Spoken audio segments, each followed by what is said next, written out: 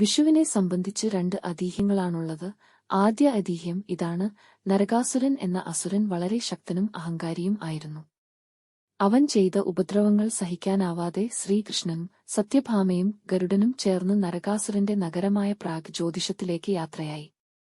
അവിടെ വച്ച് അവർ അസുരന്മാരുമായുള്ള ഒരു വലിയ യുദ്ധത്തിൽ പങ്കെടുക്കുന്നു. ഈ യുദ്ധത്തിൽ നരകാസുരനും മുരൻ, താമ്രൻ, അന്തരീക്ഷൻ, ശ്രവണൻ, വസുവിഭാസു, നഭസ്വാൻ, അരുണൻ തുടങ്ങി നിരവധി അസുരപ്രമുഖരും ശ്രീകൃഷ്ണന്റെ സംഘത്താൽ നിഗ്രഹിക്കപ്പെടുന്നു. നരകാസുരന്റെ അഹങ്കാരത്തെയും അസുരശക്തിയെയും നശിപ്പിച്ചതും ശ്രീകൃഷ്ണൻ വിജയം നേടിയതും വസന്തകാലം തുടങ്ങുന്ന സമയത്താണ്. അതിനാൽ ഈ ദിനം വിഷു എന്ന പേരിൽ ആഘോഷിക്കപ്പെടുന്നു. മറ്റൊന്ന്, രാക്ഷസരാജാവായ രാവണൻ ലങ്കയിൽ ഭരിച്ചിരുന്ന സമയത്ത് സൂര്യനെ നേരെ ഉദിക്കാൻ അനുവദിച്ചിരുന്നില്ല. സൂര്യപ്രകാശം തനിക്ക് ഇഷ്ടമില്ലായ്മ കൊണ്ടാണ് അദ്ദേഹം ഇത് തടഞ്ഞത്.